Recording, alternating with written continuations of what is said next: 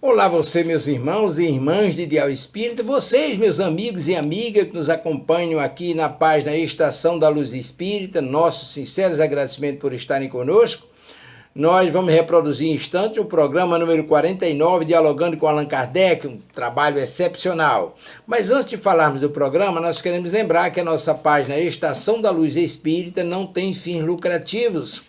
O objetivo é exatamente a divulgação da doutrina espírita. Por isso, nós reunimos aqui o maior acervo possível de matérias espíritas. Nós estamos reproduzindo agora a programação oriunda da Web Rádio Estação da Luz. Essa programação é excepcional. Por exemplo, vamos reproduzir agora o programa número 49, Dialogando com Allan Kardec, esmiuçando textos desconhecidos com Enzo Obana, de Cascavel, Paraná. O Amarigava também do Paraná, Rosângela Guimarães do Rio Grande do Sul, Adalberto, Lúcia, Carlos e Cláudia, transmitindo direto do Japão, numa parceria com o Enzo Obana e a Web Rádio Estação da Luz, fazendo um programa extraordinário, viajando com Allan Kardec naquelas viagens que ele fez de reconhecimento em 1862 e outras mais.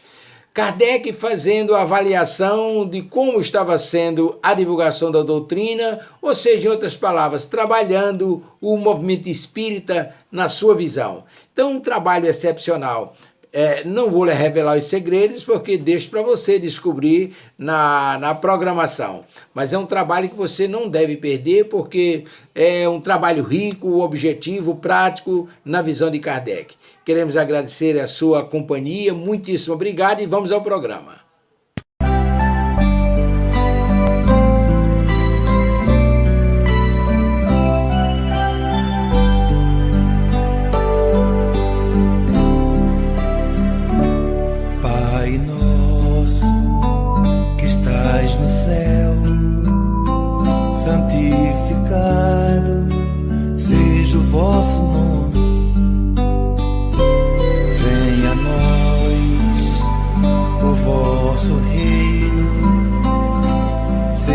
Feita a vossa vontade, assim na terra como no céu, assim na terra como no céu.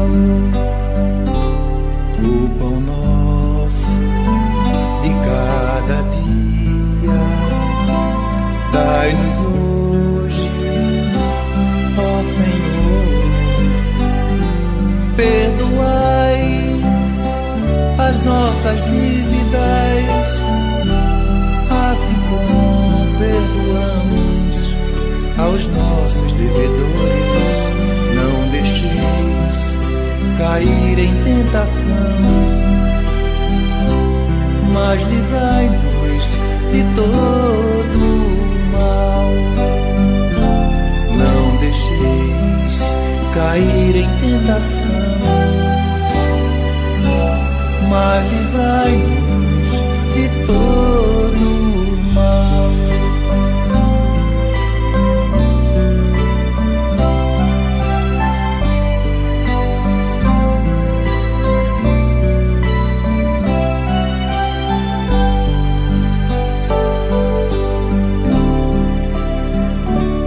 Pai nosso que estás no céu,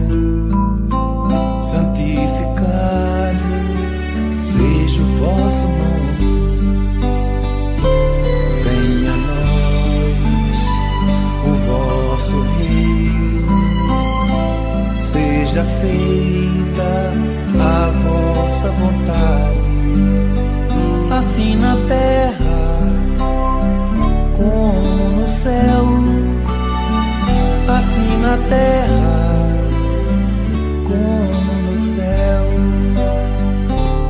O pão nosso de cada dia dai-nos hoje, ó Senhor.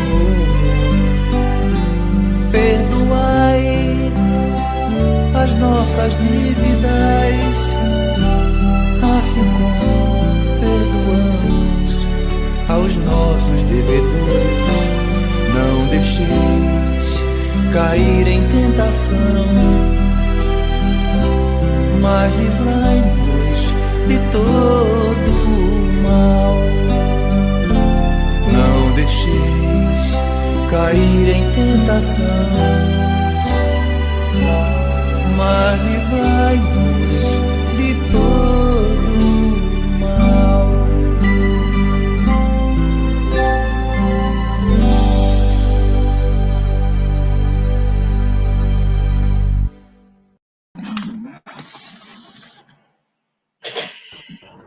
Boa noite, pessoal. Como é que estão vocês? Boa noite.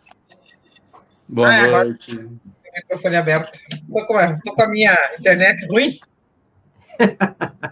Maravilha da tecnologia. Tavares daqui a pouquinho vai estar entrando para continuar aqui com a gente. E vamos estudar, né, pessoal? Vamos estudar. É necessário. Pensa. Pensa. Rosângela, você tem um textozinho rapidinho para fazer uma leitura aí para nós, para a gente começar? Posso pegar uma casa aqui que eu gosto? Pode. E aí depois o Amaury faz a nossa prece. Ok. Eu gosto muito desse aqui. Palavras de vida eterna são lições profundas, como sempre, de Emmanuel.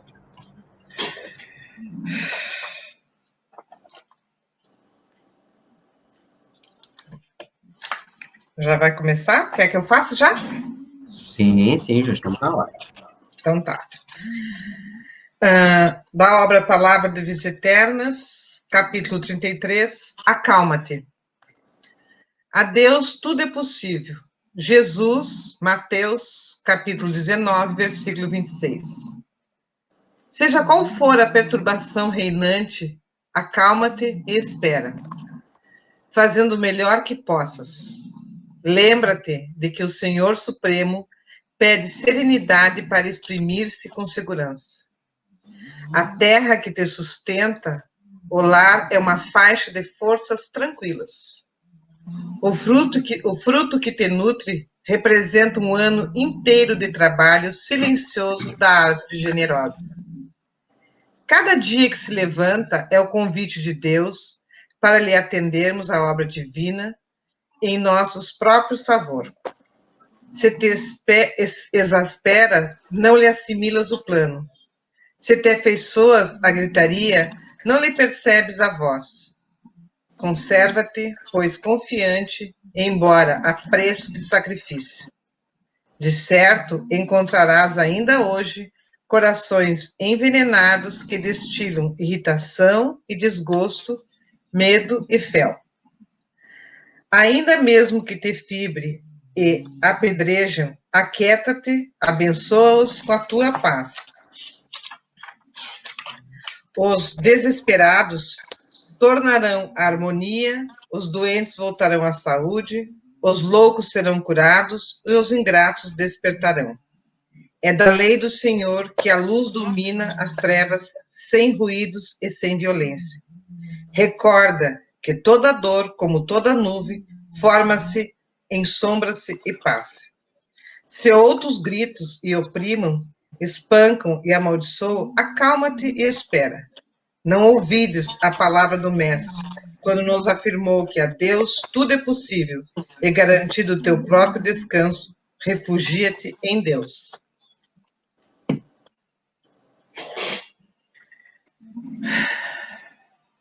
Vamos só manter os microfones fechados para evitar esse ciclo, né? E só quem está falando abre na hora. Vamos lá, Mário. Buscando esse refúgio na divindade, através da luz que o Espiritismo nos traz desde os primórdios, pedimos ao Mestre Jesus, aos Espíritos que nos inspiram, protegem e amparam, que estejamos todos nesta sintonia de busca, para que a devida ponte dos ensinamentos de Kardec proporcione a nossa transformação moral. Que as bênçãos do Mestre nos acompanhem nessa busca. Que assim seja.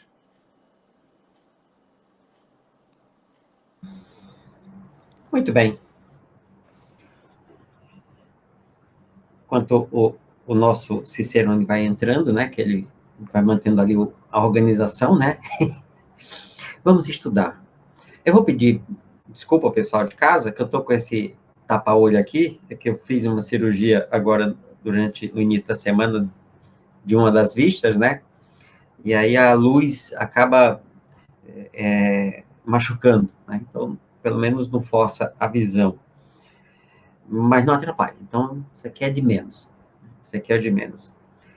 Pessoal, nós estamos estudando o livro, né, o opúsculo, como era assim chamado, Viagem Espírita de 1862. Aqui nós temos diversos textos que já estão publicados na Revista Espírita, nas viagens que Kardec fez, aí ele publicava isso na Revista Espírita, e aqui é a coletânea dessas viagens, né? A coletânea dessas viagens. Quem tem a edição da Federação Espírita Brasileira, ainda tem um plus, porque o Evandro Noleto colocou os textos não só da viagem de 1862, ele colocou de anos anteriores e de anos posteriores. Então, ela é um pouquinho mais recheado, o texto. Mas o opúsculo é no que diz respeito à viagem espírita de 1862. E é opinião pessoal de que esse livro, esse opúsculo, esses textos, eles são base para o entendimento do que nós chamamos de movimento espírita. Porque aqui são as próprias palavras do codificador, nos pontos que ele estava chamando a atenção, nos pontos que ele estava elogiando.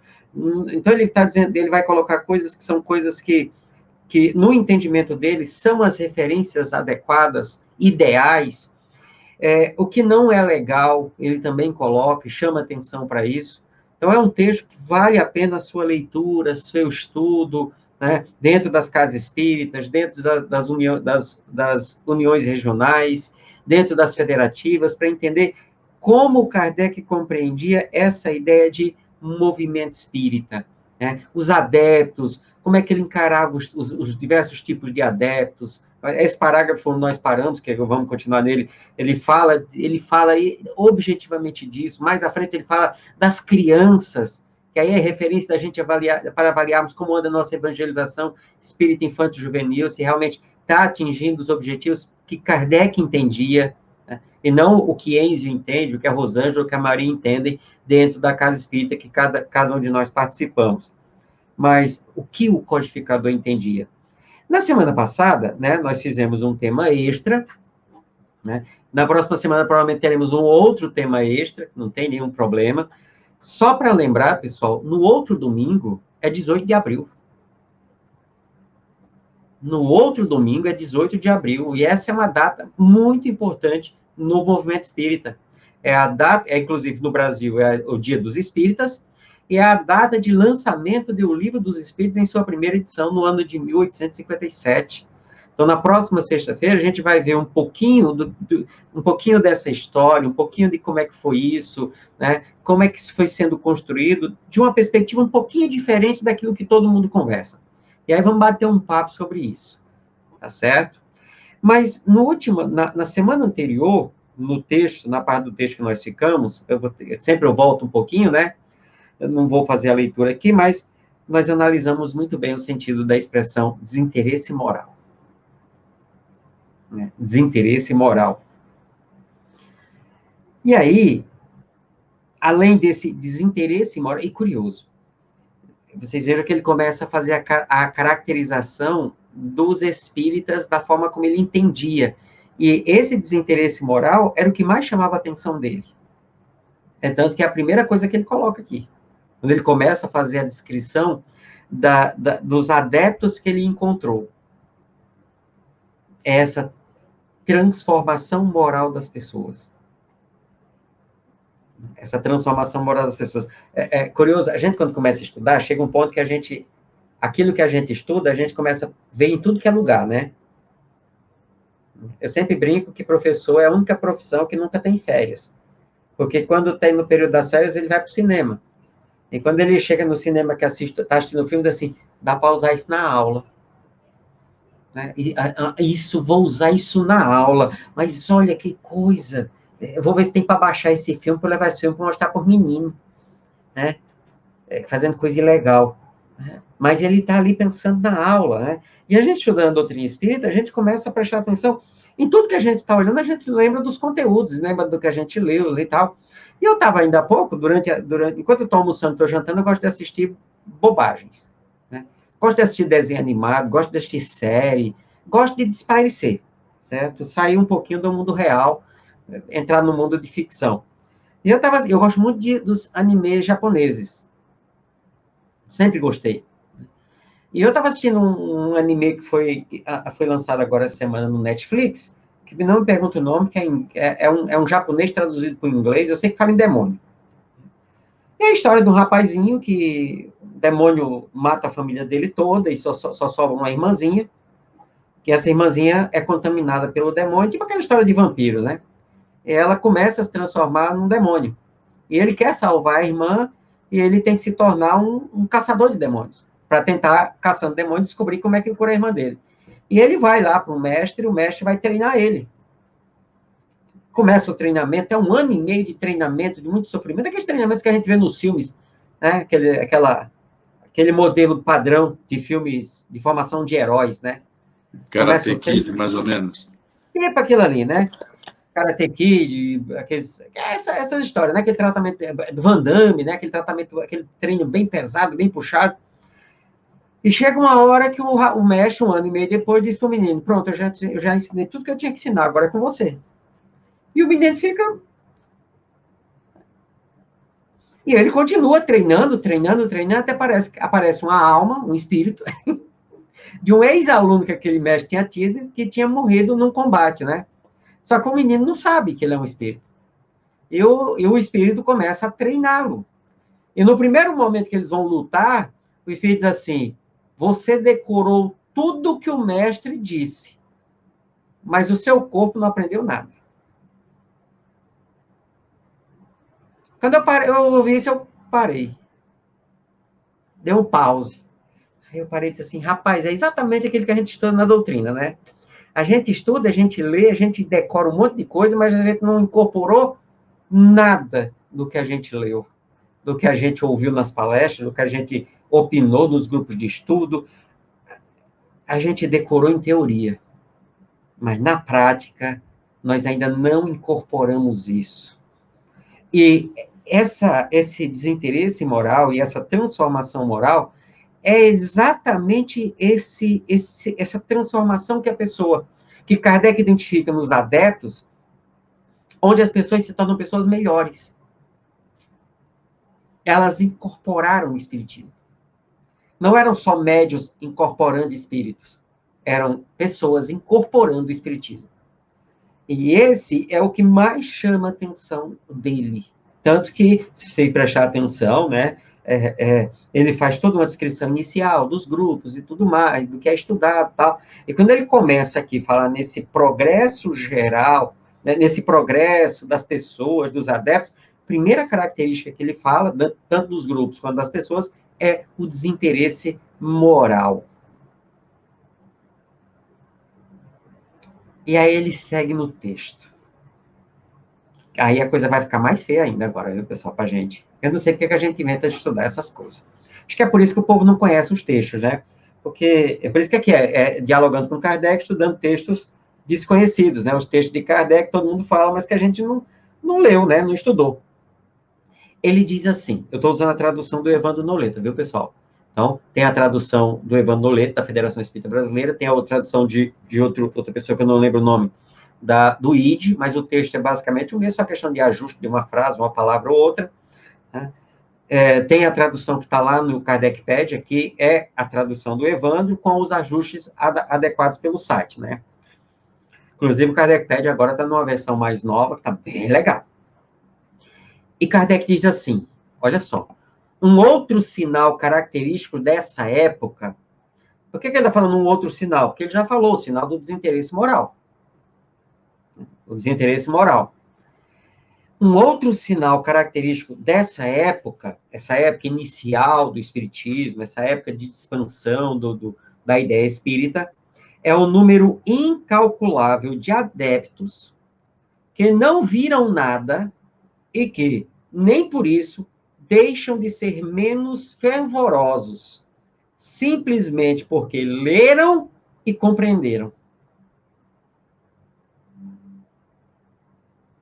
Simplesmente porque leram e compreenderam.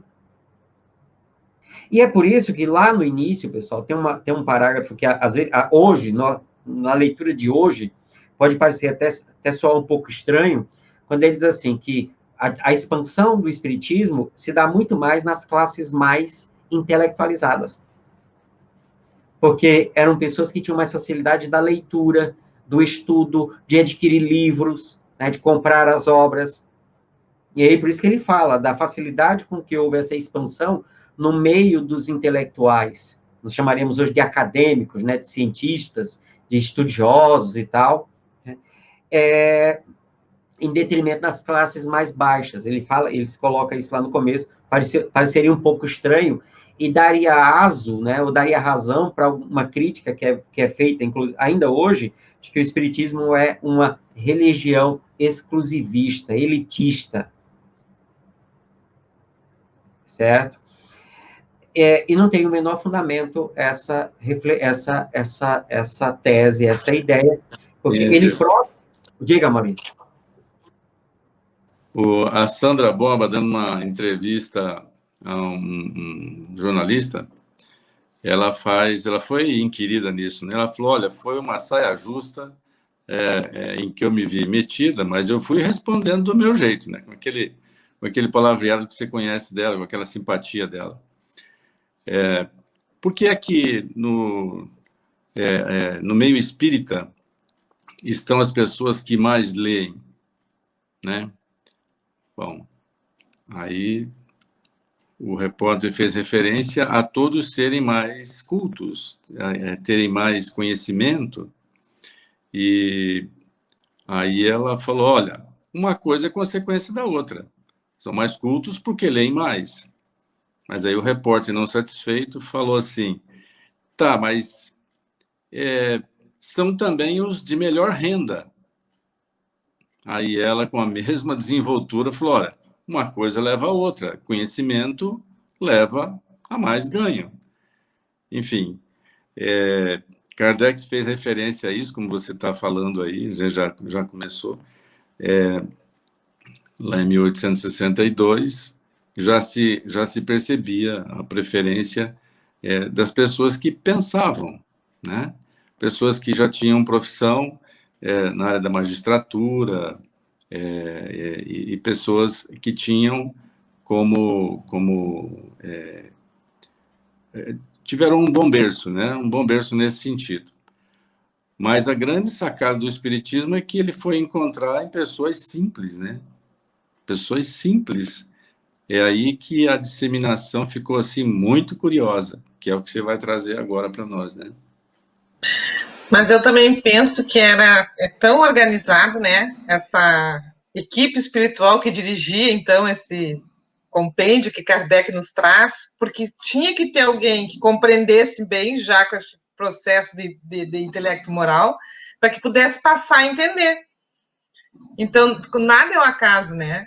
Porque se alguém que talvez não tivesse essas condições, que hoje ainda se fala, como diz o Enzo, e como ele falou bem, aquelas pessoas têm mais de aquisições para poder comprar as obras, ou mais entendimento, ficaria meio confuso esse entendimento filosófico, científico, que até hoje a ciência está caminhando, engatinhando. A gente vê que é tudo muito lento, quando a gente escuta e lê essa parte aqui, é tudo muito organizado. Então, acho que a gente não pode mais, como estudiosos da doutrina espírita, ter essa visão e, quando alguém falar, fazer essa referência. Porque não tem como um professor dar uma aula se ele não souber o conteúdo. E não teria como chegar a esses adeptos que ainda não tinham condições do conhecimento sem alguém que compreendesse bem. Compreendesse, entendesse com profundidade, que é o que Kardec traz. Então, por isso foi escolhido, inclusive, o Kardec para isso. Que era um cara do entendimento além do normal de todos, né? Perfeito. Eu acho que o nosso anfitrião chegou, né? Apesar da Lady Elizabeth ter nos recepcionado, né, maravilhosamente bem, mas a autoridade chegou, né? Muito bem, muito boa noite. Hoje eu me senti o Fábio Júnior, cantor, né? brincando de vovô com meu filho, com meu neto na sala de estar. Então, eu Que tive que inveja. prestar uma caridade a um filho e a um neto, e passei o dia por lá hoje, porque ele tinha que fazer as atividades. Peço desculpa pelo atraso. Você sabe que para entrar em carro, a gente tem que passar por um processo de higienização, né, meu amigo? Então, do álcool, a água sanitária e tudo, para chegar aqui, maravilhoso. Mas eu pensei que eu estivesse no programa dialogando com Kardec, mas parece que é um programa de pirata. Pelo menos tem um pirata aqui do olho de vidro, da cara de mal, como diz a música, né? Como Seu ele amigo enxerga papai, muito, essa a gente semana. pediu para ele dar uma maneirada, tapar pelo menos um olho para poder conversar com a gente, né? Bem pensado, meu amigo. Essa semana eu fui para faca, filho. Ah, meu amigo. Mas, graças a Deus. E aí, nós estamos em que contexto? Nós estamos ali no parágrafo que é um sinal característico dessa época, é o número incalculável de adeptos que nada viram e que nem por isso deixam de ser menos fervorosos, simplesmente porque leram e compreenderam. E aí eu queria fazer uma pergunta para a gente pensar, tá certo? Ninguém responda agora não, vamos pensar nisso enquanto a gente vai fazendo a leitura. Pegando isso que eu comentei antes, que o Amaury também comentou, que a Rosângela complementou muito bem, se as primeiras pessoas que foram chegando no Espiritismo, à época de Kardec, eram os mais estudiosos, os mais intelectuais, lá à frente, mais a parte do final dessas análises aqui, ele vai colocar numa parte muito, para mim, a parte mais emocionante desse texto aqui, dessa parte introdutória, é quando ele fala dos trabalhadores, né? E ele faz referência a isso aqui, ele faz referência lá no discurso em Lyon, e como os mais simples, os iletrados, também abraçavam o Espiritismo. Também abraçavam o Espiritismo. A pergunta que eu faço para a gente pensar, tá certo? A gente pensar. Isso serve para os coordenadores de grupos de estudo do Espiritismo nos dias atuais. Bom, por questões óbvias, e nós já vimos aqui algumas, né? Elencamos aqui algumas, aqueles que sabiam ler, que tinham acesso às obras, era muito mais fácil que essas pessoas tivessem contato com o conteúdo doutrinário, com a doutrina espírita, através, como eu disse, das suas obras. Mas nem por isso, as pessoas que não tinham condições intelectuais de leitura, de acesso às obras, tinham menos fé, ou dizer assim, tinham menos conhecimento, ou a transformação moral dessas pessoas era menor, ou se tornou prejudicada porque elas não sabiam ler. Ele vai fazer referência aos mineiros de Lyon, de uma comunidade no interior da cidade de Lyon, que eles andavam, agora eu não vou lembrar se eram 20 quilômetros, eram 20 léguas, com as crianças no ombro, para participarem das sessões espíritas. E a fé dessas pessoas era muito intensa. Um outro exemplo, que não está aqui no texto, está em outro momento, quando o vice-presidente da Federação Espírita Brasileira, e eu acho que o tesoureiro, vão participar de um velório que só tinha eles dois, a mulher e o defunto, porque o homem era tão pobre, que não tinha ninguém para participar. E era um dos mais fervorosos adeptos, Kardec exalta isso. Bom, acho que vocês entenderam o cenário, né? Por que naquela época era assim, por que hoje não é? O que mudou? Eu queria fazer um outro questionamento junto com esse seu. Vamos imaginar que hoje, 1910, 1920, não, mas vamos daqui a 10 anos, quem nasceu em 2010, daqui a 10 anos está com 20 anos, não é isso? Como é que nós iríamos hoje, na atualidade, apresentar Francisco de Paula Cândido? Para fazer uma live, para fazer uma palestra ou participar de um seminário? Seria mais ou menos assim, um tabaréu, um matuto, com a 4ª série primária, né? Que vai falar sobre uma ciência do universo. Também é para a gente pensar como é que nós iríamos apresentar hoje o nosso querido Francisco de Paula Cândido, né? porque hoje as apresentações são maravilhosas, né? Com todo respeito, lógico, evidentemente. Mas vamos lá. Sim, sim. E aí, complementando esses questionamentos, e aproveitando, pegando o exemplo não do Chico, que o Chico não era analfabeto, ele podia ter pouco tempo de escola do mundo material, né? Mas ele era PhD em ciência do universo. Como é que nós estamos lidando com os analfabetos que chegam à casa espírita? Fica aí essa questão para a gente pensar no decorrer da leitura do texto. Que é para não ficar... eu estou fazendo uma crítica, pessoal, através de uma questão. Mas para não ficar uma crítica pela crítica, para a gente entender por que eu estou fazendo essa crítica através desse questionamento, vamos olhar Kardec descrevendo o movimento espírita naquela época. Ele dá um exemplo aqui de uma cidade, eu não sei como é que se pronuncia isso aqui em francês, eu vou ler em português, né? Em Sète, por exemplo, só conhecem os médios por ouvir falar e através de livros. Não obstante, é difícil encontrar-se mais fé e mais fervor. Quem já leu o livro O que é o Espiritismo, que é, na orientação de Kardec, a primeira obra que deve ser lida, logo no comecinho ali, quando ele está respondendo aquelas perguntas lá do cético, ele diz assim, deixa eu assistir umas reuniões assim, né, que aí eu vou acreditar, umas 5 ou 6 sessões, eu assisto, eu vou acreditar.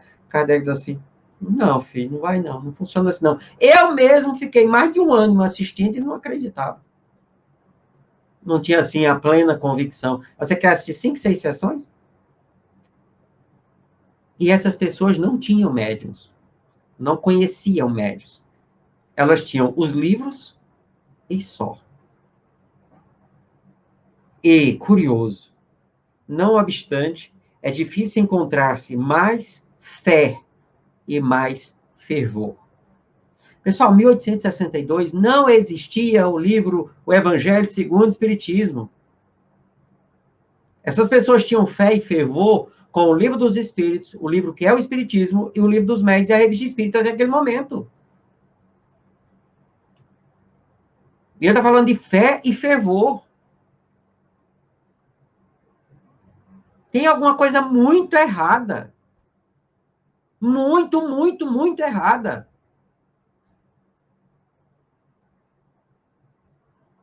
As pessoas tinham muita...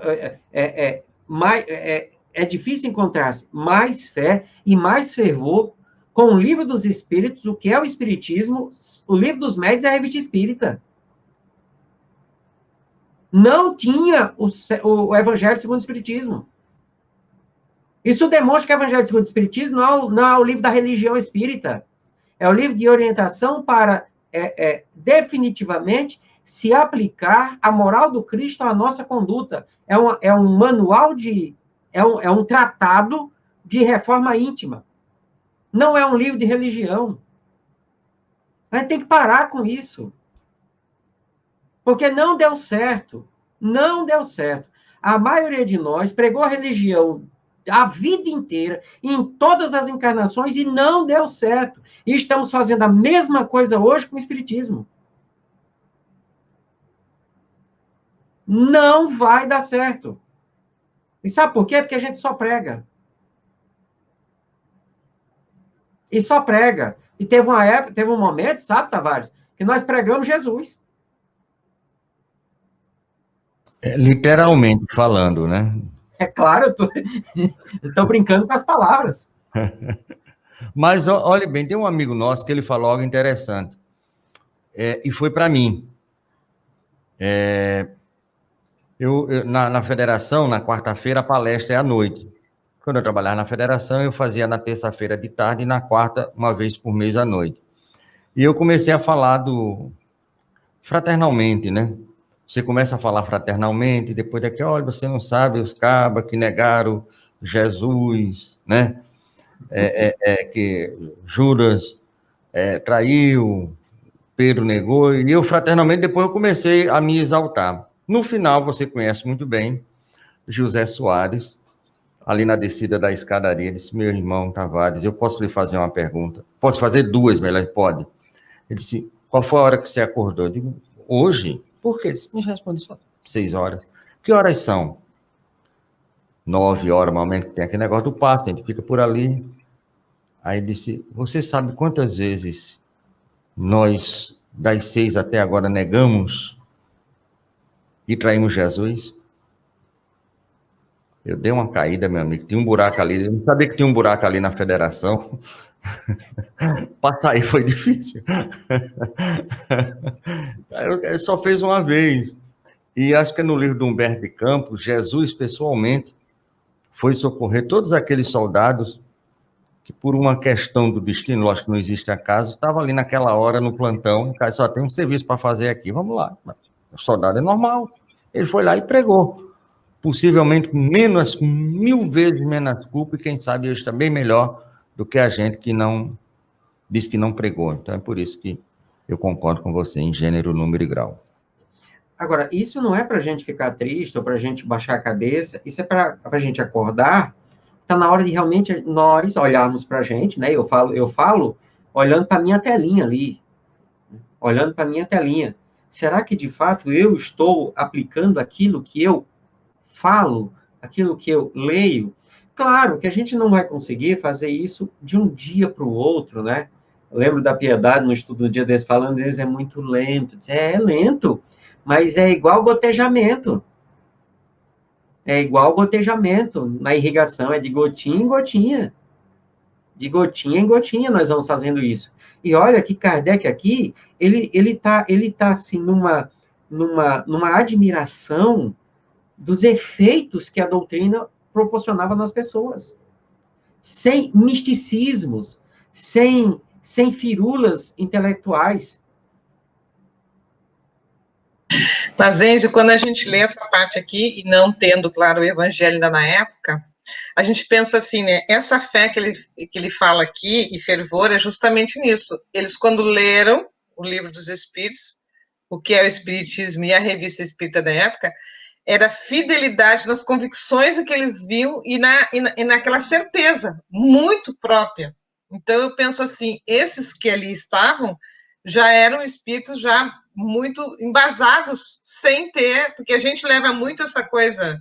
Eu conhecia a doutrina espírita e tinha uma fase assim, eu vou fazer o evangelho em casa, né, e aí faço direitinho todo um dia de semana, e aí sou uma pessoa que tem muito fé e tudo vai dar certo. Porque ainda não compreendia essa lição espírita que era da mudança da conduta moral que vai me alicerçando. Se eu tirar o evangelho, o que me faz ser fiel e ser fervorosa nas convicções como espírito imortal? Aquilo que eu leio, que eu estudo no livro dos médiuns, faz eu fazer essa mudança. Aquilo que eu leio no livro dos espíritos faz eu me ver como um livro para mim, que é, né, o livro dos espíritos é para mim, não é para o outro. É eu me vendo ali como espírito, as lições que vêm em cada pergunta. Eu entendi assim, isso aqui. Eles tinham fé porque eles liam como para eles, não precisando ainda do evangelho. Porque Jesus já estava neles, convicto. Mas essas obras traziam uma rota. Sabe, Rosângela, você falou uma coisa muito importante. Eles liam para eles. Então, eu não estudo pensando nos outros, não no sentido de ajudar os outros. Eu estudo pensando em mim, né? Nessa hora a gente tem que ser um pouquinho egoísta. Eu tenho que estar pensando em mim. O que é que eu vou fazer em mim? Não é o que é que eu vou fazer com a Rosângela. Não é o que é que eu vou fazer no Tavares. O que é que eu vou fazer em mim? Como é que eu faço isso em mim? E aí tem um detalhe. Aqui talvez não vai dar, nem hoje. Tavares, eu até comentei antes, não sei se você tinha ouvido. Na próxima sexta-feira, a gente vai fazer o tema extra. Porque no dia 18 é o dia do lançamento do Livro dos Espíritos. Nós vamos falar sobre isso aqui. Né? Sobre a importância dessa data. E aí, eu vou sugerir que durante essa semana e a próxima, quem puder, assista um filme chamado Os Miseráveis. Não a última versão, que é um musical. Esse não. Pegue lá Os Miseráveis, que o Jean Valjean é Liam Neeson. O ator Liam Neeson, que é um ator de filme de ação, ele fez o personagem Jean Valjean. Ou então, Os Miseráveis mais antigos, tem uma versão em preto e branco, né? Mas essa do Jean Valjean, não lembro qual é o diretor, é, para mim, uma das melhores. Ela mostra o que era a vida dos trabalhadores urbanos à época em que o Espiritismo nasceu na França. E quando a gente fala, os mineiros da região de Lyon, as minas, pessoal, existiam 2 tipos de minas naquela época. As minas de ferro e as minas de carvão. Existia mina de ferro, se eu não estou enganado, no norte da França. Inclusive, tem 2 regiões lá na França que foram disputadas pela França e pela Alemanha na mesma época, né? Porque eram regiões que tinham ferro. Eu posso estar falando bobagem, tá certo? Que aí agora o Tic-Tac não está lembrando. Mas no resto da região, no resto da França, as minas eram de carvão. Minas de carvão. Eu não sei o Amaury e a Rosângela, que são aqui do sul do Brasil, né? Então, não sei a trajetória de infância deles, tal, mas o Tavares e eu, né? Eu morei em região, por exemplo, ali em Santa Cruz do Sul, em Santa Cruz, no Rio Grande do Norte, tinha muitas olarias. E aí a gente vê o que é lidar com carvão na olaria. Imagine o que é produzir o carvão na mina de carvão. E quando Kardec faz referência aos mineiros de Lyon, eu posso estar muito enganado, então eu posso estar falando bobagem, mas não. O que vai mudar é o nível de sofrimento do peão. As minas de Lyon eram minas de carvão. Aí a gente começa a perceber quem eram essas pessoas. E quando ele está falando de fé, a Rosângela falou, foi perfeito. E esse fervor, ele está falando de pessoas que, se a gente pegar hoje, dentro dos níveis sociais, quer dizer assim, tem os miseráveis e tal, aquela coisa toda. Pessoal, os miseráveis mais miseráveis no Brasil, do século XXI, nenhum é possível fazer comparação com os miseráveis da época do lançamento do Livro dos Espíritos. Nenhum. Não temos hoje, na sociedade brasileira, né? Mas tem aqueles moradores de rua que não têm o que comer. Olha, existem muitas discussões sociais sobre isso. Tá? Muitas discussões sociais, a gente sabe que a droga tem um papel fundamental disso, aí são outras discussões. É outra época, é outro momento, hoje é outro momento. Não dá para comparar, tá certo? Não dá para comparar. E é no meio dessas pessoas que Kardec vai dizer que o Espiritismo penetrou de uma forma que deixava ele, como a gente diria hoje, emocionado. Emocionado. E aí volta a questão que eu levantei. Os centros espíritas, os grupos espíritas eram formados pela elite intelectual da época, que estudava junto com essas pessoas.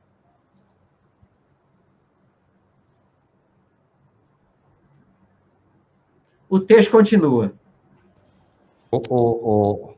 Diga. Você falou nos miseráveis, eu estou colocando aí, eu fiz uma pesquisa rápida, eu acho que o mais antigo é de 35, tem o de 52, e tem aquele que você falou com o homem da lista de Schindler, né? Que deve ser esse daí o que você está falando, né? Que é com Linus, esse mesmo aí. Certo? Esse aí. Eu não vou lembrar quem é o diretor dessa obra, mas para mim, eu já assisti todos. O que eu menos gostei foi o musical, porque aí romantizou uma coisa que não era, de fato, não era essa a ideia do Vitor Hugo quando ele escreve essa obra, né? É um livro de discussão social.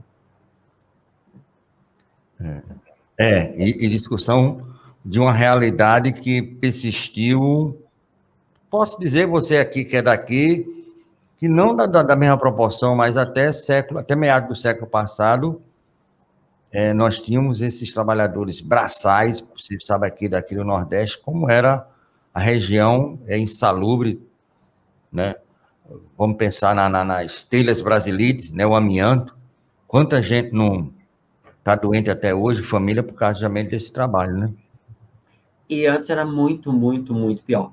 Inclusive, esse filme mostra, o Vitor Hugo, ele faz uma crítica social e ele apresenta cenários interessantes que para a época não era uma coisa tão comum. Por exemplo, homens e mulheres trabalhando separado para respeitar a questão da mulher. Antes trabalhava todo mundo junto, e era uma promiscuidade assim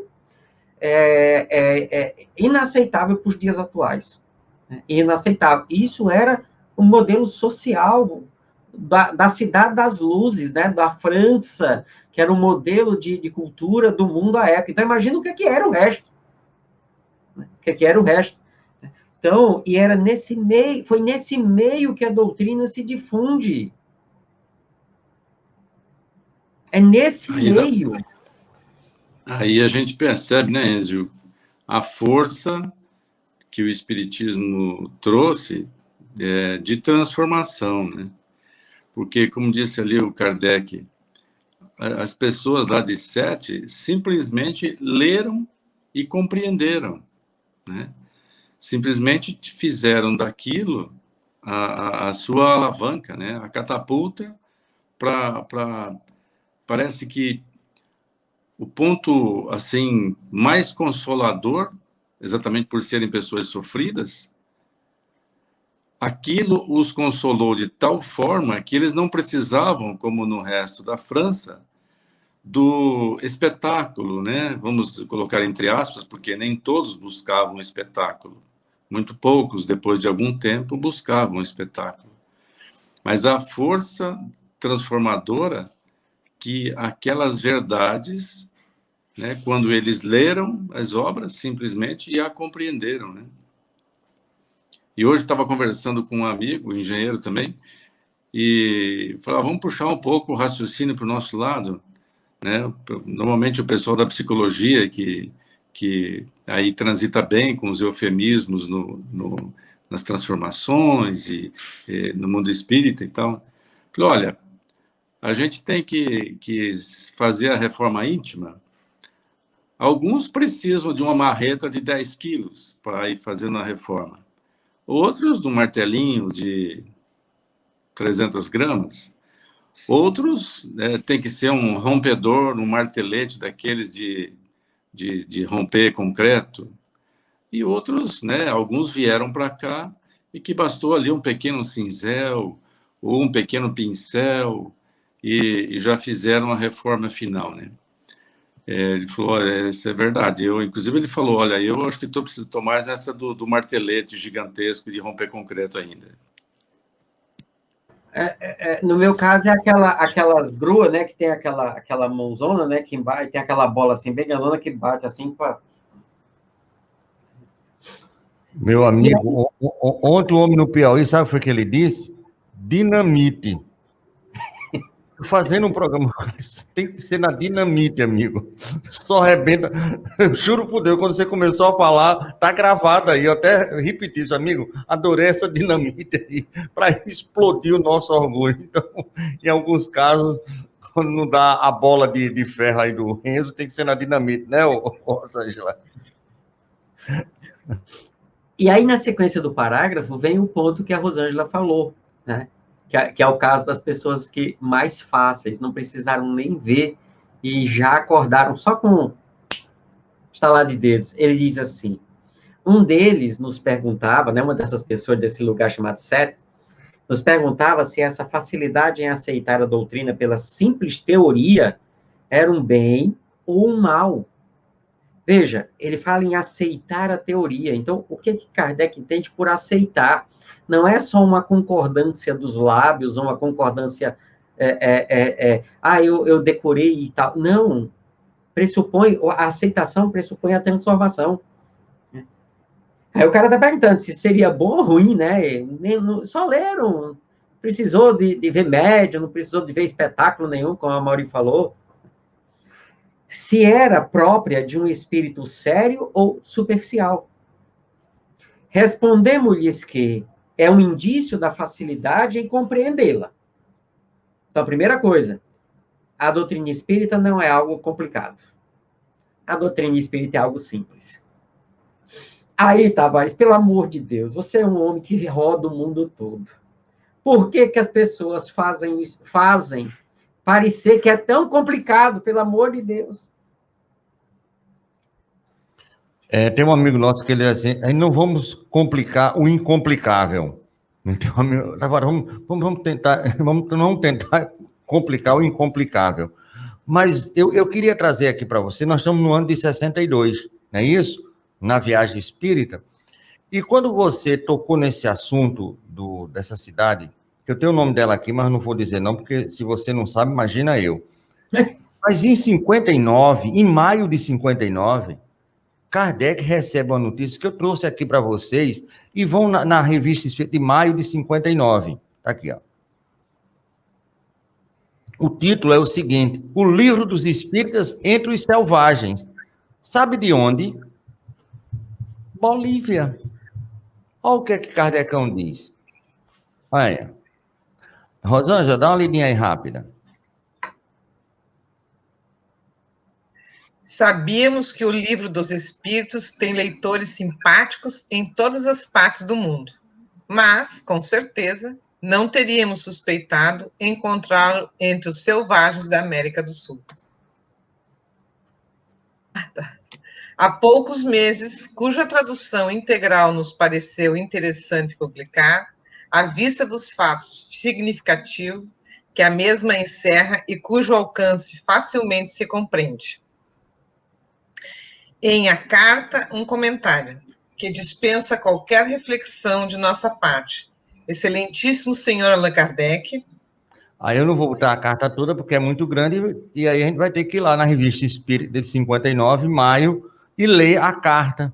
E ele fica abismado que os aborígenes, que ele bota aborígenes, da América do Sul, em vendo o livro e lendo, compreenderam o que ele diz assim, que gente aqui da Europa, cheia de anel no dedo, não conseguiu. Isso é importante. Falar, isso é importante, porque quer dizer, mas ele chamou de selvagens, que coisa, né? É como era falado na época, e não tinha esse estigma de ignorância que a gente tem hoje. O significado é diferente. Até surgiu uma época aí, a crítica que Kardec era preconceituoso e tal. Aí a própria Federação Espírita Brasileira fez uma nota explicando tal.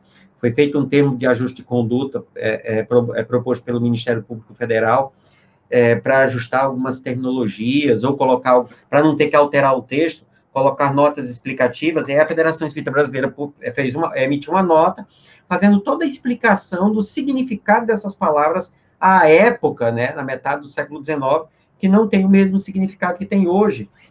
A ideia do selvagem, a ideia do civilizado, elas têm definições e compreensões diferentes. Inclusive, selvagem é uma definição filosófica da época, e não antropológica, como a gente conhece hoje.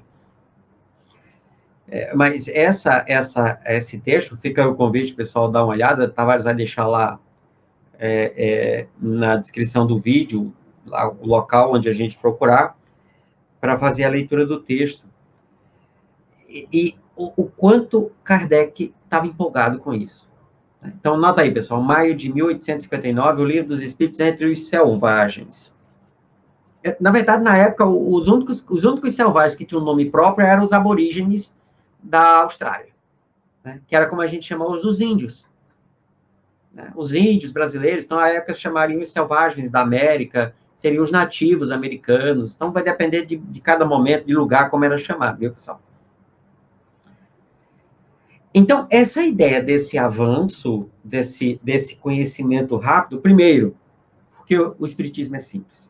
O conteúdo doutrinário é simples. E até um analfabeto, alguém que nunca estudou, consegue compreendê-lo de modo fácil. Por quê? Porque ele é simples. Claro que se a gente for entrar nas explicações de como o perispírito funciona, como é que acontece a ligação do corpo físico-perispírito, entrando nos detalhes, nas minudências, você vai lidar com conteúdos que exigem um conhecimento mais detalhado, mais aprimorado. Você veja que teve que ser um médico que, chegando no mundo espiritual e quando teve condições, foi que é o primeiro a vir escrever sobre esse assunto com um detalhamento maior, trazendo a terminologia, trazendo os conhecimentos da época e conhecimentos mais avançados, que é o caso de André Luiz. Aí sim, exige um pouquinho de conhecimento, um aprimoramento ali da compreensão, porque eu quero ver os detalhes, as nuances. Mas eu não preciso nada disso para entender que eu tenho um perispírito e que meu perispírito forma o corpo que eu tenho. E que esse perispírito, o que vai determinar ele é a condição moral e mental do indivíduo. Quer dizer, eu não preciso de um PhD, de um doutorado, de uma faculdade para entender isso. Até uma criança entende. Eu lembro, Rosângela, a minha filha, que hoje tem 23 anos, ela tinha uns 6, 7 anos, e a gente estava no Evangelho no Lar, e o meu Evangelho no Lar era com o Livro dos Espíritos.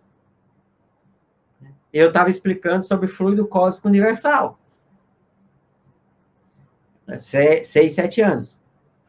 E falando sobre o espírito, a matéria, né, e Deus. E ela disse assim, papai, então a gente pode dizer que é uma massinha sabida, né? A criança de 6 anos entendeu. E eu tenho umas criaturas de 50, 60, 70 anos que já tem faculdade, já tem mestrado, e a gente explica, a pessoa... Aí Kardec diz assim, bom, é simples, ok, mas que, como qualquer outra ideia, pode ser inata, bastando uma fagulha para despertá-la de seu estado latente. Kardec tem uma coisa muito curiosa. Todo mundo que está hoje encarnado estava no mundo espiritual há alguns anos. Todo mundo. Todo mundo que está encarnado agora estava no mundo espiritual há alguns anos. Eu tive no mundo espiritual quando, Enzo? Quando foi que você nasceu mesmo? Em 1960. Então, você teve até 1959.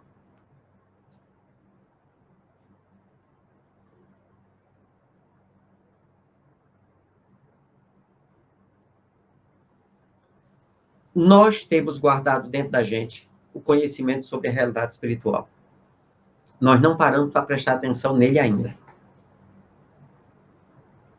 A maioria de nós não acredita que é espírito imortal. A maioria de nós, espíritas, espiritualistas, cristãos, não acreditamos que somos espíritos imortais. Essa é a grande diferença entre nós e os cristãos primitivos, Tavares. Jesus provou a imortalidade da alma. Aquelas pessoas, a maioria delas era analfabeta. Agricultores, pastores. A maioria muito pobre. E aí talvez a história do eu não vim para os sãos, eu vim para os doentes, faça sentido. E aquelas pessoas se tornavam cristãs e enfrentavam a morte rindo, cantando. E ficavam chateadas quando não morriam. Quando estava na frente do leão, o leão de bucho cheio não queria comer a pessoa. Ela dizia assim, Deus não aceitou meu sacrifício. O que é que eu fiz de errado? Eu acho que não é nem não acreditar, eu acho que não querem ter a certeza. Porque acreditar, tu acredita e desacredita. Aí tu fica naquela, Deus fez alguma coisa comigo. Eu acho que não quer ter a certeza, e para ter a certeza tem que ser responsável. Porque quando eu tenho certeza que eu sou um espírito mortal, que as obras kardecianas vêm nos alicerçar para isso, eu tenho que mudar, porque eu quero evoluir. Então, acreditar e desacreditar a gente faz sempre, mas ter a certeza, ter a convicção que esses aqui que não precisavam nem das manifestações tinham a convicção a partir de que leram, e aqueles com os anéis, como diz o Tavares aí, tinham, olha a beleza que o Kardec bota aqui, eu achei essa beleza. Embora que ele tinha toda a condução ao intelecto, para a inteligência de poder ler as obras, eles não tinham a certeza ainda. E aquele que não tinha intelecto tinha a certeza tão alicerçada que ele seguia o rumo. Então, acho que acreditar é muito simples, porque hoje eu acredito, aí acontece qualquer coisa comigo dentro de uma situação, eu corro na casa espírita, me revolto, não quero mais saber de espiritismo. Mas quando eu tenho a certeza, eu enfrento, aguardo e procuro melhorar. E se formos olhar, né, se pegar, por exemplo, a história de Emmanuel, né, no romance Há 2000 anos, ele era um senador romano, então era o top da intelectualidade da época, certo? Um top da intelectualidade da época. Lívia era uma mulher romana da alta sociedade, então ela era uma mulher educada. Mas a serva Ana não era uma pessoa educada. E é a serva Ana que apresenta Jesus para Lívia. E a fé de Lívia, era exatamente a mesma que a Ana tinha. Não fazia diferença. Uma romana da alta sociedade, uma escrava, serva, sem cultura, vamos colocar, porque a época seria considerada uma pessoa sem cultura, teria a ideia de selvagem que a gente tem hoje. Não, selvagem não, eram bárbaros, né? Os bárbaros, né? Que tanto eram de fora como aqueles conquistados. E Públio Lentulus. Rapaz, Públio Lentulus encontrou Jesus. Quando Lívia vai ter com Jesus, ela já tinha fé nele, sem nem tê-lo visto. Públio Lentulus, ele escuta falar, ele vê tudo o que acontecendo, ele encontra Jesus. Ou melhor, é pior ainda, Jesus vai até ele. Jesus vai até ele. Tem um cabo que fala assim, ele olhou dentro da menina do olho de Jesus. Ele teve esse prazer de olhar dentro do olho da menina. Ele sabe qual é a cor do olho que Jesus tinha. É um prazer para poucos.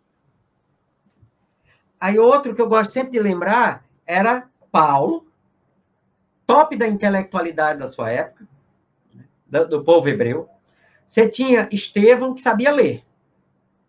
Ele não tinha cultura escolar, certo? Ele sabia ler porque os pais, a mãe dele ensinou ele a ler. E ler as traduções, aquela coisa toda. Ele não precisou ver Jesus. Ele viu Jesus através de Pedro. E se tornou Estevão. E Paulo, aí ele não fez como Emmanuel, né? Paulo viu Jesus e já se afrouxou todinho. Se afrouxou todinho.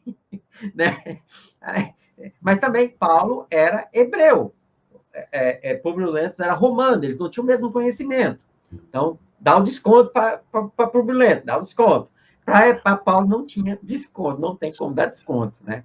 Mas olhe bem, o antes e o depois, aquilo que você falou que eu achei primordial, a imortalidade, a certeza dessa imortalidade.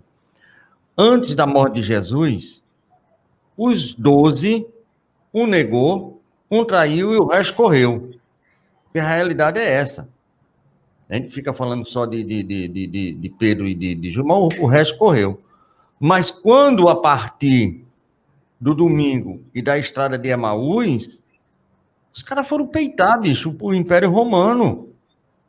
Porque, só olha, o único medo que eu tinha era a tal da... Eu não morro, eu sei que o meu mestre morreu, tá aí, eu não morro, eu sou imortal. Acabou. Não é uma questão de crença, é uma questão de compreensão e entendimento. Se a gente for pelo viés da crença, no sentido de crer nas coisas do espiritismo, a gente vai dar com os burros na água, infelizmente. E aí, quando ele fala que além de ser fácil de se aprender, né, tem esse conhecimento inato que nós trazemos, né? Ele diz assim, que, como qualquer outra ideia pode ser inata, bastando uma fagulha para despertá-la de seu estado latente, nós somos seres imortais, até pouco tempo estávamos no mundo espiritual. O que está faltando? E aí o que eu percebo, sabe, Tavares, Amauri, Rosângela, o pessoal de casa que está acompanhando, é que às vezes nós precisamos passar por uma experiência traumática para realmente dar aquele choque e você poder acordar. Se nós tivéssemos um real entendimento, porque a compreensão, como a Rosângela falou, a gente já estuda, a gente já sabe, não só espíritas, né? Porque a imortalidade é princípio essencial do cristianismo, né? O islamismo tem como princípio a imortalidade, o judaísmo, imortalidade, várias religiões orientais, imortalidade, cada uma pensando de uma forma, tem seus jeitos diferentes de entender, mas quando nós passamos por uma experiência que chama atenção, eu lembro que o primeiro livro que eu li sobre reencarnação não era um livro espírita, era um livro de uma psicóloga que investigava o assunto, né? E ele disse assim, o que há em comum entre as pessoas que acreditam e as que não acreditam é a experiência pessoal. É uma experiência pessoal. E aí, se nós já tivéssemos essa real compreensão do que de fato é a imortalidade da alma, nós não estaríamos passando pela pandemia como estamos passando. Ela seria mais uma pandemia, como todas as outras, mas a imortalidade da alma, como a Rosângela falou, ela impõe um conhecimento que me impõe uma transformação. Me impõe uma transformação. Como é que, se eu hoje contamino o Amauri e ele morre, e eu morro depois, e quando chegar do outro lado, isso vai ficar claro para mim. Qual é a cara que eu vou olhar para o Amauri? Dizer, acabou que eu atrapalhei tua encarnação. Rapaz, me desculpa. Sim, mas já estamos lá, fazer o quê? É isso que a Rosângela falou. A gente foge desse enfrentamento do conhecimento porque nós não queremos assumir a responsabilidade que o conhecimento nos impõe. E isso não acontecia com essa turma aqui. Agora, uma coisa importante que a gente tem que levar em consideração. Depois que Kardec morre, né, que ele volta para o mundo espiritual, quem faz a bagunça no movimento não são os pobres. Não são os mais simples. É a elite intelectual que fazia parte do movimento à época. Ele diz, essa facilidade em compreender denota um progresso anterior nesse sentido, seria leviandade aceitá-la sobre palavra e cegamente. Ah, então quer dizer, só porque ela já tinha um conhecimento, chegou aqui, viu o espiritismo e já acordou, então ficou que é cego, tal. Não. Já o mesmo não se dá com aqueles que não a adotam, senão depois de haverem estudado e compreendido. Então, são duas situações. As pessoas que já trazem o conhecimento, já trazem a experiência. Dr. Bezerra de Menezes relata, né, nas suas biografias, que ele pegou o Livro dos Espíritos e ele começou a ler o Livro dos Espíritos e ele diz, para mim, eu já tinha lido aquilo ali. Eu li a pergunta, já sabia a resposta. Chico Xavier diz a Geraldino Lemos, meu filho, eu sei de cor todas as frases do Evangelho. Ele já sabia, antes de ler o Evangelho, todas as frases do Evangelho. Todas. Sabia de cor. Mas tem aqueles que não tiveram essa experiência com o Espiritismo. Tem muita gente que talvez tenha tido a primeira experiência com o cristianismo agora. Teve gente que teve experiência com o cristianismo e não gostou muito porque os cristãos tocaram fogo nele. E assim sucessivamente. Então, às vezes, não é a primeira experiência com esse conhecimento. Mas isso também não é justificativa para não compreender. Por quê? Veja que o primeiro ponto que ele coloca é de fácil compreensão. Já o mesmo não se dá com aqueles que não a adotaram senão depois de haverem estudado e compreendido. Veem pelos olhos da inteligência o que os outros só veem pelos olhos do corpo. Isto prova que ligam mais importância ao fundo do que à forma. Para eles, a filosofia é o principal, não passando as manifestações, o aspecto experimental do espiritismo, né, de simples acessório. Essa filosofia lhes explica o que nenhuma outra coisa foi capaz de explicar. E lhes satisfaz a razão pela lógica, preenchendo o vazio da dúvida. Isto lhes basta. Eis porque a preferem a qualquer outra característica, a qualquer outro aspecto, a qualquer outra situação, a qualquer coisa. É o conhecimento filosófico. É o conjunto das ideias que é extraído das experiências com o mundo espiritual. A maioria das pessoas prefere isso.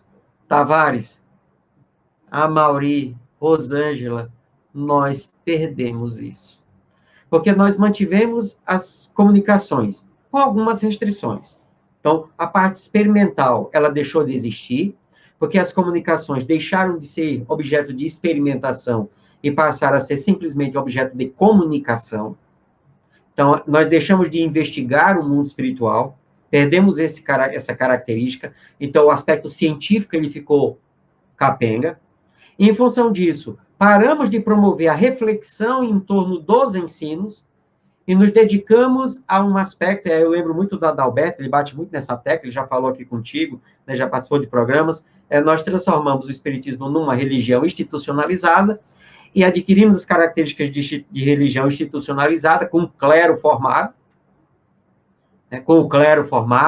com intelectuais deste clero, né, com médiuns santificados, que ninguém pode questionar nada, que falam toda a verdade, e as pessoas preferem ficar com o médium que com Kardec, E nós perdemos, então, perdemos o sentido experimental, perdemos o sentido filosófico e, como consequência, o sentido da transformação moral. Eu não preciso me transformar, é aquilo que a Rosângela falou. Eu faço evangelho lá todo domingo, né, com a minha família, eu vou para o centro espírita, eu faço palestra, eu participo das campanhas, eu construí uma rádio, então o Tavares já está no céu, já tem canto reservado lá no departamento de comunicação nosso lá, André Luiz já assinou lá o contrato dele, que ele criou, não precisa fazer mais nada, eu não preciso me transformar, eu não preciso ser uma pessoa melhor, eu não preciso, só isso já resolve, já é tempo demais, já dedico muito tempo para isso, ainda quer mais. Então, nós nos afastamos dos pilares essenciais. Mas, assim, pelo menos se manteve dessa forma. São heróis essas pessoas que conseguiram manter o espiritismo até hoje, para que hoje nós possamos, agora estudando, retomando as obras, fazendo análise daquilo que talvez possa ter sido mudado, do que não mudou, para buscar a essência, buscar o entendimento. E aí eu vejo muitas vezes condenando, porque é assim e tal. Bom, estamos aqui refletindo? Estamos. Mas se não fossem essas pessoas, não estaria aqui. Então, eu aplaudo essas pessoas pelo esforço que elas fizeram de trazer o espiritismo até aqui. Houve essa mudança dentro da parte mais exterior do movimento espírita? Aconteceu, pessoal. Faz parte. Mas manteve a obra viva. Aí cabe a nós agora, e as novas gerações estão chegando, fazer esse ressuscitamento da proposta que Kardec nos deixou, porque, aí olha só, Tavares, Rosângela, Amauri, os jovens que estão hoje, que chegam hoje na casa espírita, não aceitam mais o modelo que está aí. Eles querem o modelo que Kardec fez. Eles querem entender, eles querem questionar, eles querem perguntar. Se tem uma comunicação, eles querem saber, querem perguntar se o espírito é aquele mesmo, qual é a ideia, qual é isso, qual é aquilo. Não, mas não pode perguntar, não pode evocar, mas Kardec disse que... Então, quer dizer, os jovens não aceitam o modelo que está aí. Eles querem que modelo? O modelo de Kardec. Então, nós aplaudimos, nós abraçamos todos os que se esforçaram para trazer até aqui e entregar para esse corpo de juventude que está chegando agora, ávido por Kardec, pelo método kardeciano de estudar, de entender, de compreender, né? Aí, é claro, vão ter aquelas brigas, vão ter os choques de geração, vão ter os choques de cultura, vai ter a empolgação do jovem, vai ter o pé no freio, muito pé no freio do mais antigo, isso faz parte. Isso faz parte. Quando todo mundo botar na cabeça que a gente serve para o mesmo patrão e estamos trabalhando na mesma gleba, a gente vai entender assim, tá, mas, bom, podemos fazer cada um do jeito, né? Mas estamos trabalhando para o mesmo patrão, vamos fazer juntos aqui, dentro do que cada um consegue fazer. E é isso que Kardec ele viu isso aqui lá naquela época. E hoje, olhando para o movimento espírita, para os jovens que estão chegando, eu estou vendo isso acontecer de novo. Agora eu quero ver vocês. Com relação à investigação, que eu acho que é o ponto em que nós mais desprezamos, o experimental, você poderia me falar de outra reencarnação fora de Sigismundo, que está lá no livro Os Missionários da Luz? Eu já li muitos livros, eu não conheço nem de Kardec, nem da posterior, alguém que fale com riqueza de detalhe da reencarnação do Sigismundo. Me fale com riqueza de detalhe de uma outra cidade fora nosso lar. Ah, mas tem Alvorada Nova. Mas eu só falar de Alvorada Nova. E ninguém procurou mais saber de nada. E a gente tem nosso lar e a reencarnação do Sigismundo como se fosse um modelo para tudo. E parece que a gente ficou muito satisfeito com isso e não se tem mais outra coisa. Porque quando você vai falar de reencarnação, um processo de reencarnação com todo respeito ao meu irmão Sigismundo, eu já chamo do famigerado, porque só tem ele, porque só fala dele. Nosso lar, só tem nosso lar. Não tem, como é a Alvorada, não. Não, é superior, eu sei, porque foi André Luiz que falou, mas não investigamos mais, ficamos satisfeitos com esse, né? E não trabalhamos mais esse sentido, que era o que mais Kardec fazia. Tá aí, meu amigo, um cara veio da Bolívia, Botou na revista na hora. É maio de 59. Abril de 57. Então, estava ali no início. E ele fala desses cidadãos bolivianos, que ele não pode mais chamar de selvagem, né? Tavares, só para ter uma ideia de quanta coisa a gente tem para estudar. Uma parente nossa, né, há alguns meses, né, ela de vez em quando vinha aqui, desencarnada, obviamente, né, e passava algumas orientações, algumas coisas, chamava atenção para um ponto, chamava atenção para outro e tal, né. E aí ela chegou assim e disse assim, olha, eu vim me despedir. Aí eu parei e disse assim, vai reencarnar já? Faz tão pouco tempo que a senhora desencarnou e tal. Disse, não. É porque aí nós vamos ascender. Ela usou essa palavra. Eu disse assim, como assim? Ela disse, olha, meu filho, eu não sei como é que é. Né? Mas, por exemplo, a gente vai passar por um... Aí ela parou, né? Ela não tinha palavra. Né? Ela não tinha palavra. Eu disse assim, não, pode usar as palavras aqui, não tem problema. Use o que, só para eu ter uma ideia. Eu disse, nós vamos passar por um tratamento onde nós vamos perder a forma. Nós vamos... se eu aparecer, você não vai saber que sou eu. Porque eu não serei mais essa pessoa. Então, vai estar indo eu, vai estar indo a fulana, a ciclana. Era um grupo de espíritos que, de vez em quando, vinha aqui, mas eles mantinham forma, característica e tal. E ela disse, aí nós vamos para um outro plano para continuar o nosso aprimoramento, os nossos estudos. E aí, eventualmente, quando for possível, for o que eles nos disseram, a gente vai poder vir aqui. Só que você não vai mais nos ver e não vai nos perceber como você percebe agora. Você vai captar os nossos pensamentos, mas não serão os nossos pensamentos como são agora. E eu disse, tudo bem. Aí, veja, não consegue ir além disso. Porque qualquer coisa que ela tente, não tem. E qualquer coisa que ela fale, a gente vai lembrar do nosso lar. Vai lembrar do nosso lar. E aí, realmente, esporadicamente, eu capto o pensamento dela. E eu pergunto, a senhora está aqui? A última vez ela disse assim, olha, responder que está aqui, está ali, é algo que responde e não responde a sua pergunta.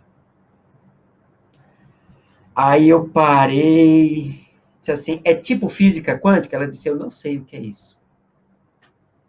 Porque ela realmente não tinha esse conhecimento, ela não estudou aqui, ela não tinha esse estudo que a gente tem. Eu não sei o que é isso. Mas essa pergunta, não tem como ele responder, se ela estava aqui. Se ela estava aqui. Quer dizer, porque, sabe... E é um espírito que é um espírito que é da terceira ordem, né, que está no processo de evolução, de aprendizado, mas que já saiu desse mundo espiritual, hoje eu até comentava no estudo das 18 horas, do que a gente chama de mundo espiritual, que a gente chama de mundo espiritual, isso que André Luiz descreveu, que é essa parte mais materializada do mundo espírita, que Kardec não chama de mundo espiritual, ele chama de mundo espírita, né? A gente chamou de mundo espiritual, os espíritos foram muito sábios nisso, criaram uma outra palavra, porque esse mundo espiritual é construído em função da nossa inferioridade. Isso não é o mundo espírita que Kardec fala. Porque no mundo espírita é para onde elas foram. É onde a mãe de André Luiz, que já é um espírito mais avançado, já que ela vinha perto dele, ele não percebia. Ela tinha que se densificar, assumir a forma que ela teve na encarnação, na última encarnação, que era a mãe de André Luiz, para poder ele reconhecer e conversar com ela. E aí eu fiquei com vontade até de fazer umas perguntas de como é que é e tal, mas eu parei, eu disse, olha, falta tic-tac para compreender isso. Eu sei que tem. Sei que tem. Mas não faço a mínima ideia como é que é. Mas eu sei que tem. É isso que é a fé e o fervor que Kardec fala. Eu não precisei ler para isso. É isso mesmo, Enzo. Eu acho que o Consolador, ele nasceu tão forte, né, na sua promessa de ser algo consolador, que desde o advento do Espiritismo, ali em 1857, naquela época, veio numa região onde as pessoas eram sofridas, as que mais tinham latente esse conhecimento, essa sensação, se abraçavam por lerem e compreenderem, né? Então, eu imagino que o Consolador é muito mais consolador do que a gente ainda não viu. Porque você lembrou ainda há pouco, né? Como é que a gente atende, como é que a gente recebe um analfabeto na casa espírita? Como é que a gente se porta quando aparece um magistrado? A doutrina espírita, né? A gente que está aí precisando aprender mais ainda, só pode pensar o seguinte: não nos causa nenhum tipo de apreensão como vai ser vista a doutrina espírita tanto pelo analfabeto quanto pelo Senhor dos Anéis, como disse o Tavares. A compreensão dele, a profundidade, né? Em qualquer ponto que você vá, é uma doutrina consoladora. Eu acho que ela nasceu assim, e pela compreensão, ela vai ser sempre assim. Na medida em que a gente mergulhar, né, mais consoladora ela vai ser. E não importa, né, a quantidade de anéis que se tenha, né? Importa, sim, o foco da transformação íntima, né?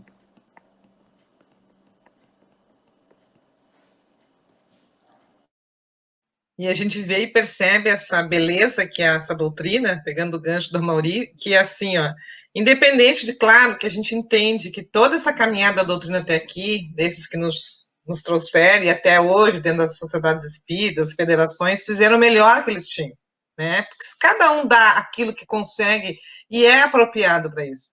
Mas nós temos uma amiga muito querida, Isabel Ortiz, que ela trabalha muito com jovens.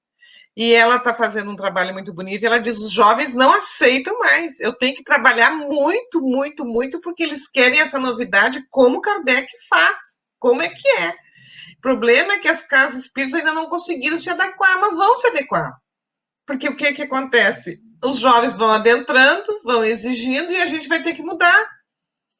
Né? Meus pais tiveram que mudar a visão com a minha filha, porque já era outra geração, informando para os avós ali o que era a vida, que não é mais namorar, pedir namoro, agora é ficar, essas brincadeiras assim, né?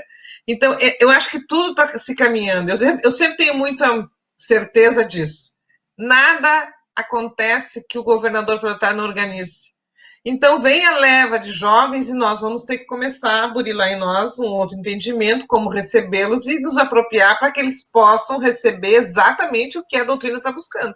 O que a doutrina nos traz e o que eles buscam da doutrina, desculpa a expressão. Então, eu acho que tudo vai se encaminhar correto. O problema é nós não termos, nós, a geração adolescente aqui, né, que esses jovens estão vindo, não termos a preguiça e a irresponsabilidade de não aceitar a estudar e modificar. Porque senão a gente vai beirar pelo orgulho e vai ficar como aconteceu no passado, que a gente vê aqueles homens que tinham todo o intelecto e se perderam pelo ego. E aqueles que não tinham intelecto foram fiéis a Kardec. O que você falou, Rosana, é interessante. Vai ser sempre vir o melhor. O futuro é sempre melhor. Não tem. O futuro é sempre melhor do que o passado e melhor do que o presente. Então, essa ideia tem uma lição chamada Deus primeiro. Deus primeiro. Pensa em Deus. O futuro sempre é melhor. O que vai vir agora é melhor do que o que nós temos agora. Com uma tecnologia melhor, mais refinada, com conhecimento, com jovens. Então, estamos caminhando a passos largos para o melhor. O futuro, queiramos ou não, ele será melhor do que toda a nossa expectativa, todo o nosso sonho, mais assim, mais louco possível, ele vai vir. Quem poderia, 100 anos atrás, imaginar, né? Que não somos amiga do Enzo, Mas você está aí mesmo, Rosângela? Porque eu estou aqui. Você está aí. Esse outro está aqui. E eu estou longe, mas a gente está ao mesmo tempo. Olha só. Aquilo que está acontecendo lá com a amiga do Enzo, está acontecendo com a gente e a gente não está, muitas vezes, percebendo. Mas vai ser melhor o futuro. Sempre. Isso eu não tenho a menor dúvida. Jesus sabe o que faz, a gente aqui não sabe o que diz. Fala, Enzo. Muito bem, meu querido. Bom, a gente chegando nos minutos finais. Então, assim, vamos ficar nesse parágrafo agora.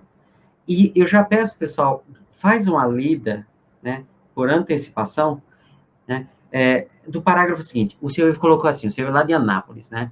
O seu Ivo é o pai do Carlos Tavares. E então os cristãos entrando no circo para serem devorados pelos leões, né? Ainda sem Kardec, sem evangelho e muita fé. São exemplos que nos fazem cair no buraco que o Tavares comentou. Porque na época, dependendo do lugar, tinha um evangelho que geralmente era o de Mateus e tal, depois vieram as cartas, mas aí já um momento depois, as pessoas só tinham Jesus e os relatos que ficaram.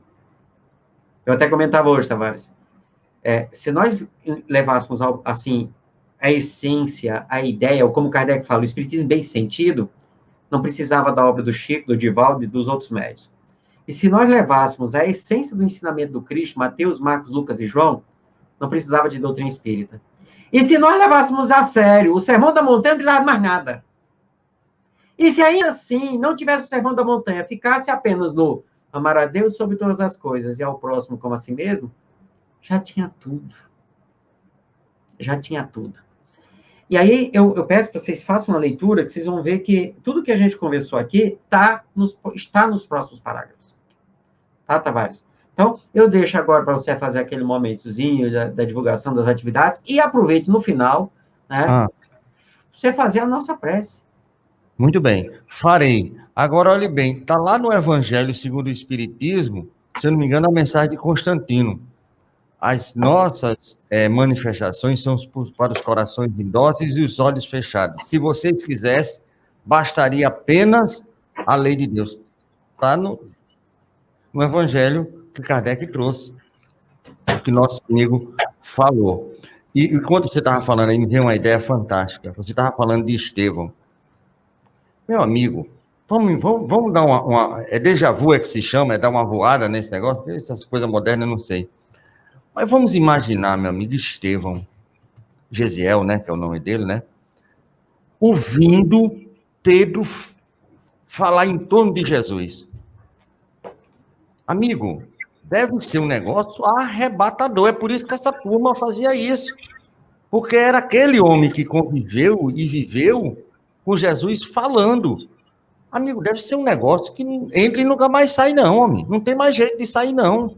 É basicamente como se Jesus estivesse falando, porque Pedro, aquela turma ali, Tiago, mesmo com aquelas discussões com Paulo, mas eram aqueles espíritos da primeira hora, falando de algo ainda muito fresco, muito quente, muito ainda na pele dele, Jesus de Nazaré. O cheiro de Jesus de Nazaré. É por isso que o pobre do Estevão não precisa de nada, não. É só você falar, né, Enzo? Ô, Tavares, sabe o que é que eu tenho vontade, assim, quando... O meu lado inferior, de ser humano inferior, sabe? Nordestino que gosta de zoar com a cara dos outros, sabe? Sabe qual era o meu sonho para poder zoar com a cara do peão?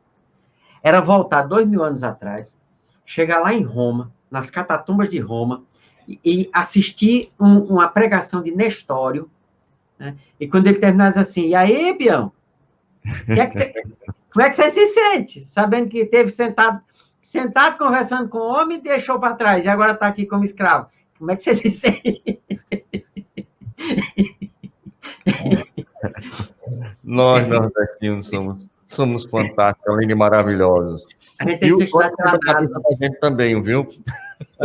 É o quê? E o sol também esquenta a cabeça da gente também. A gente tem que ser estudado pela NASA. Você também recebe isso aqui do pessoal das invenções daqui. Se a NASA não vier agora, não vem nunca mais. Mas, meu amigo, Então, o tema da próxima semana vai ser um tema extra. Vai ser sobre o lançamento do Livro dos Espíritos, o nascimento do Espiritismo. Maravilha. Perfeito, vamos fazer. Olhe bem, Sim, prepare aí uma dica de livros, se vocês estiverem na minha volta, tá certo? Só para a gente fazer uma dica de livro, cada um de nós, se possível for. Então, a nossa programação da Web Rádio, nós não estamos fazendo ela toda, mas ela hoje começou bem cedinho, às 8 horas da manhã, nós tivemos o nosso irmão Amadeu Ferreira e toda a sua turma fazendo a proteção divina segundo o método de cada um, que está lá no livro Missionários da Luz, com relação à reencarnação do nosso querido Sigismundo. Às 9h30 da manhã, Silvia Almeida falou sobre Memórias do Suicida no livro Viver é Sempre o Melhor. A partir das 15 horas, Adolfo Nogueira, do Rio de Janeiro, não saiba sua mão esquerda o que dá à direita, dentro do programa Caminho da Redenção. Logo em seguida, às 16 horas, o resgate. Foi o que a nossa Zezé Franco falou. Esse resgate está no livro Vozes do Grande Além, Espírito Diverso, Chico Xavier, e ela fez o programa Histórias de Espírito. Às 19 horas, Cartas do Além, Cartas Consoladoras, Violência e Resgate. Essa Violência e Resgate é a história do desencarne do Edson Roberto de Santos, que está no livro Retornar ou Contando. E agora estamos dialogando com Allan Kardec, esmiuçando os textos desconhecidos, Viagem Espírita de 1862 e outras viagens. Próxima semana, um outro tema extra, aí o Livro dos Espíritos, o lançamento, tudo aquilo que envolveu, todo aquele momento, aquele sábado glorioso. Daqui a pouquinho, às 23 horas, o Evangelho por Emmanuel entra e coopera com a nossa Eunice Cavalcante de Socorro, aí em São Paulo, e ela tirou isso do livro Caminho, Verdade e Vida, Atos 9 e 16. E a partir das 23h45 até às 6 da manhã, nós temos o Espiritismo Madrugada Dentro, com a equipe aqui da Web Rádio. Não se preocupe que não é ao vivo, é todos os programas gravados, esses programas aqui que a gente fica repetindo durante a madrugada para consolo e esclarecimento. E nós queremos falar de 2 estreias que nós vamos ter na nossa Web Rádio. Toda terça-feira, agora, a partir das 21h30, aqui pela Web Rádio Estação da Luz, nós teremos o programa Espírita Obsessão e Desobsessão. O tema vai ser o mal e o remédio, né? O mal e o remédio. Com Erinaldo Bezerra, não, o mal é o remédio. Aí esse O aí tá dentro. O mal é o remédio. O O não existe. O mal é o remédio. Com Erinaldo Bezerra, aqui de Natal, e Carlos Eduardo, também de Natal, eles que são da nossa casa Pronto Socorro Espiritual Fabiano de Cristo, Maria do Pão, que há 20 anos trabalha de manhã, de tarde, de noite, com desobsessão. Se um cara que conhece alguma coisa de desobsessão e obsessão, a nível do plano espiritual, nosso querido Erinaldo Bezerra. E na sexta-feira, a partir das 8 horas da manhã, nós teremos um programa com a Karen Madeira e com o João Madeira. A Karen Madeira, ela tem uma casa espírita na Austrália, e o seu esposo aqui em São Paulo é o João Madeira, é um médico cardiologista. Os dois vão começar um programa aqui conosco a partir da sexta-feira, às 8 horas da manhã. A única possibilidade é que ou é nessa próxima ou na outra daqui a 15 dias, mas já está certo o programa, inclusive, sobre as questões de educação e assistência e promoção social, que era um projeto que a Karen já vem há um bom tempo querendo divulgar, e aliamos para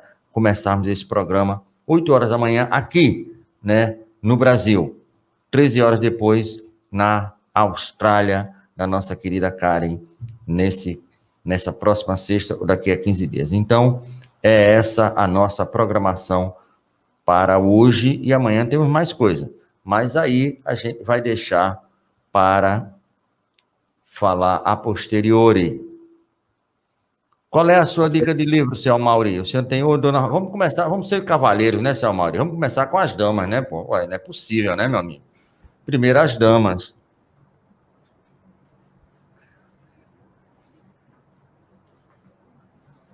Liga aí o microfone. Liga o microfone. Eu vou dar uma dica de livro, porque a gente está num grupo muito legal, né? No Esmiuçando.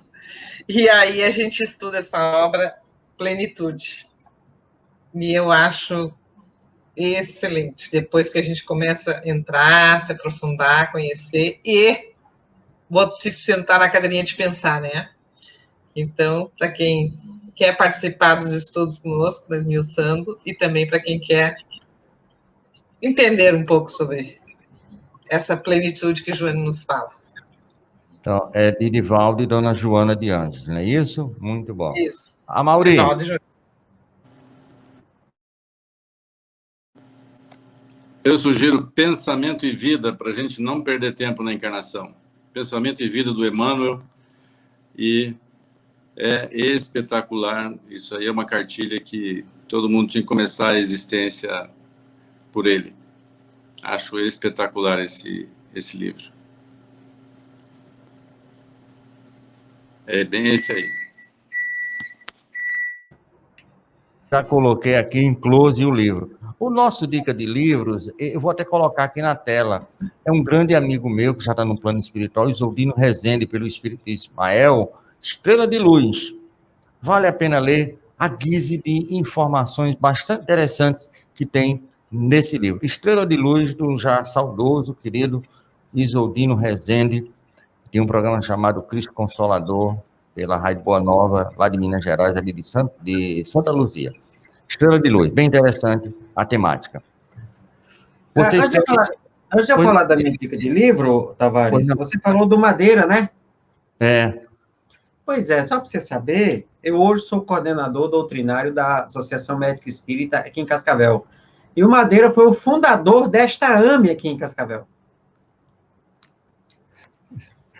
As pedras se encontram. Você já viu? Quando diz assim que as pedras se encontram, a gente diz que pensa que é um ditado, mas é uma realidade. Eu pensando que estava falando aqui de João Madeira, ninguém ia saber. Eu disse, não, amigo, ele começou aqui com a gente. Aqui também foi ele que fundou e tudo mais. Ele que fundou a AME aqui. Então, aí ele foi para a Austrália, né? Aí a esposa dele está lá, ele voltou. Aí ele esteve aqui em Cascavel, foi para Santa Catarina, acho que está em São Paulo agora.